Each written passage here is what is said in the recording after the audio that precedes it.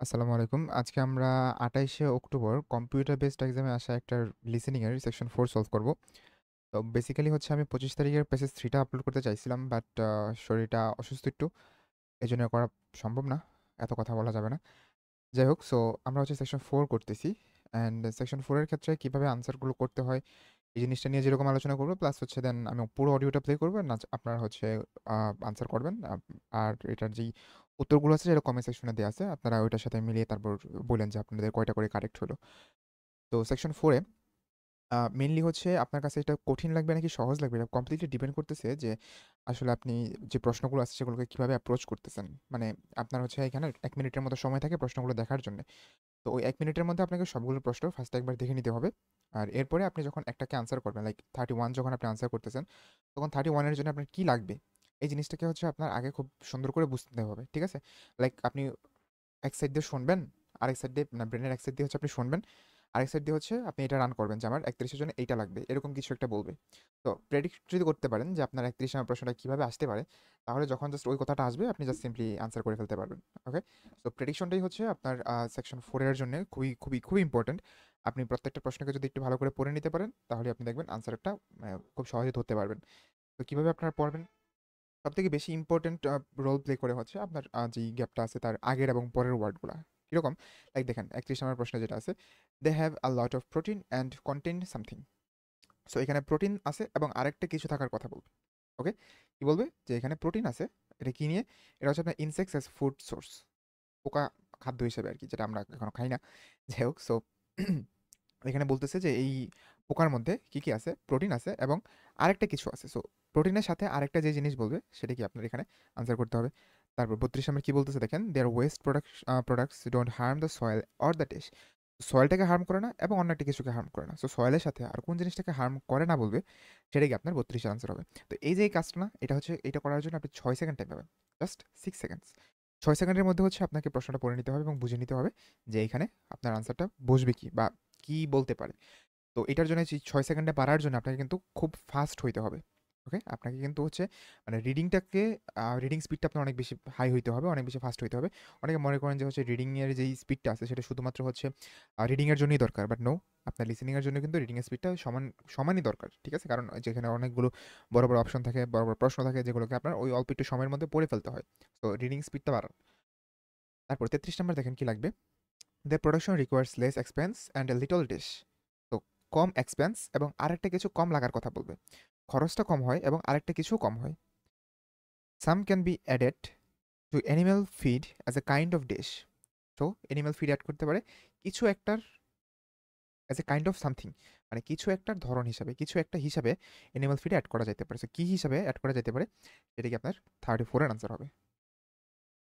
তারপর আসেন, আ আর সামনে বাড়ানোর আগে আমার ক্র্যাশ কোর্সের হচ্ছে যেই নতুন ব্যাচ, এটা হচ্ছে ৩ তারিখ থেকে শুরু হইতেছে, যেখানে আপনার ৪৯ টা ক্লাসের মাধ্যমে আপনার ৪ টা module A to Z complete করে দেওয়া হবে। যারা হচ্ছে লাইক জব করেন, রাতের বেলা হচ্ছে ক্লাস করা ছাড়া আপনার আর হাতে কোনো আর সময় নাই, তারা হচ্ছে এখানে অ্যাডমিট হইতে পারেন। এটা কাদের জন্য সুইটেবল? এটা যারা হচ্ছে ১ মাস পর এক্সাম দিবে, তাদের জন্য সুইটেবল। যারা হচ্ছে ৩ মাস পর এক্সাম দিবে, ৬ মাস পর এক্সাম দিবে, তাদের জন্য সুইটেবল।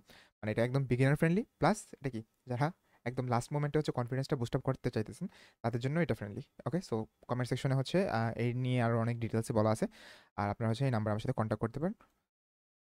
কোর্স ফিটা হচ্ছে সবার জন্য খুবই অ্যাফোর্ডেবল। ৳৪,০০০ আসলে কিছুই না। Just okay. সো 35 কি বলতেছে? "People may be harmed by the dish they contain." So ওদের মধ্যে কিছু একটা আছে যার কারণে মানুষ কি এটা দ্বারা ক্ষতিগ্রস্ত হইতে পারে। কিছু একটা থাকার কারণে মানুষ এটা দ্বারা ক্ষতিগ্রস্ত হইতে পারে। সো ওদের কি থাকার জন্য বা ওদের কিসের কারণে মানুষজন এটা দ্বারা হচ্ছে ক্ষতিগ্রস্ত হইতে পারে, সেটা হচ্ছে এখানে আনসার হবে। তারপর 36, "this can supply the growing demand in the dish of some countries." কিছু, কিছু কান্ট্রির কোনো একটা কিছুতে, সরি, দিস ক্যান অসুস্থ তো, জাস্ট কথা আটকা যেতেছে। "This can supply the growing demand in the dish of some countries." So কিছু, কিছু কান্ট্রির কোনো একটা জায়গাতে কি এটার ডিমান্ডটা বৃদ্ধি পাচ্ছে। সো কিছু, কিছু কান্ট্রির কোন জায়গাতে হচ্ছে ডিমান্ডটা বৃদ্ধি পাইছে, সেটা হচ্ছে আপনার এখানে আনসার হবে। "The dish of the insects may be affected." The dish of the insects may be affected. So ইনসেক্টের কিছু একটা এফেক্টেড হবে। সো ইনসেক্টের যে জিনিসটা এফেক্টেড হবে সেটাই কি আপনার ৩৭ এর আনসার হবে। তারপর ৩৮, farmers and researchers are unclear how to deal with dash. So কোনো একটা কিছুর সাথে ডিল করতে বা ডিল কীভাবে করবে সেটা নিয়ে রিসার্চার এবং ফার্মাররা কি আনক্লিয়ার। সো কিসের সাথে ডিল করতে হচ্ছে ওরা আনক্লিয়ার, এটিকে আপনার 38 এর জন্য আনসার হবে। তারপর 39 কি বলতেছে, better tanks need to develop so dash is ফাস্টার। Better tanks need to develop so dash is ফাস্টার। So অনেক ভালো ট্যাঙ্ক লাগবে যাতে করে কোনো একটা কিছু খুব ফাস্ট হয়, ঠিক আছে, যাতে করে কোনো একটা কিছু খুব ফাস্ট হয়। সো কি ফাস্ট হয় এটাই আপনার এখানে আনসার হবে। Farmers need to develop a strategy for dash the insects. Farmers need to develop a strategy for dash the insects. So ইনসেক্টসের কিছু একটার জন্য ফার্মারদেরকে একটা স্ট্র্যাটেজি ডেভেলপ করতে হবে। সো ইনসেক্টসের কিসের জন্য হচ্ছে ডেভেলপ করতে হবে, এটাই কি আপনার এখানে 40-এর আনসার হবে। সো এরকম করে হচ্ছে আপনারা মার্কটা করে কি হইতে পারে, কি বলতে পারে, এই জিনিসগুলো হচ্ছে আগে থেকে প্রেডিক্ট করে রাখবেন। তাহলে দেখবেন যে অডিওতে জাস্ট ওই কথাটা বলবে আর আপনি আনসার করবেন, বলবে আর আপনি আনসার করবেন। তো এখন যখন অডিওটা প্লে হবে আপনার বাকিগুলোর সাথে কোনো রিলেশন নেই, জাস্ট 31-এর জন্য কী লাগবে এটাকে আপনি প্রথম মাথার মধ্যে ঘোরাবেন, এটাকে যখন আনসার করবেন দেন 32-এর জন্য কী লাগবে, দেন এটা আনসার করার পর 33-এর জন্য কী লাগবে, 34-এর জন্য কী লাগবে, এরকম করে করে হচ্ছে আপনি সামনের দিকে আগাবেন। ওকে, সো আমি অডিওটা প্লে করতেছি পুরোটা, আপনারা হচ্ছে এটা আনসার করা ট্রাই করেন। Section 4. You will hear part of an environmental studies lecture about the possibility of using insects as a source of food. First, you have some time to look at questions 31 to 40 on page 8. Now listen carefully and answer questions 31 to 40. Good morning. Over the last few weeks, we've been talking about the challenges of producing food for the global population. And there's been a lot of interest recently in new sources of food, and one of the most interesting is insects. Well, why should insects be considered as a food source? Well, for a start, a number of them are full of protein, and many also have certain vitamins, which may surprise you, more so than a typical farm animal, in fact. And compared to farm animals, whose waste products contain a great deal of ammonia, the waste products of insects are far less acidic and would therefore do very little damage to the soil or to any of the rivers that run through farmland. Furthermore, when it comes to the production of insects, the expense would be very low. No trees need be chopped down or forests turned to pasture, so the space that they would occupy would be radically smaller than for, say, cows or sheep. But even if some consumers decided that they'd rather not put insects in their shopping basket, we could also consider how insects might be added to animal feed, the food given to farm animals. It's already known that some insects, if they were part of the animal feed, would act as a sort of natural antibiotic within a cow or sheep's digestive system, thus removing the need for human intervention. This would be a cost-effective and environmentally friendly alternative for farmers.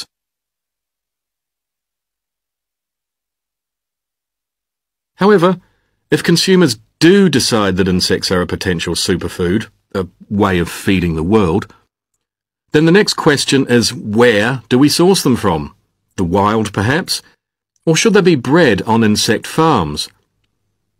Well, if we take from the wild, one potential consequence of this is that too many will be taken, and in turn a species could become endangered or extinct. Then, for insects which are harvested from the wild, we have no way of knowing where they have been or what they have come in contact with, and this could have harmful consequences for human health.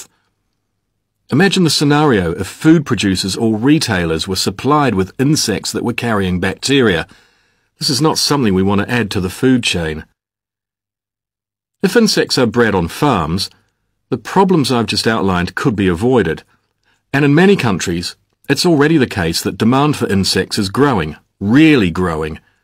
And it's not in rural areas where you'd expect, but, in fact, in the cities. In Thailand, for example, where the demand has really shot up. However, people in countries where insects are traditionally what people eat, they'll tell you that when insects are intensively farmed, their taste is simply not the same. Ironically, this is the same accusation that people have when it comes to the way that cows and sheep are raised.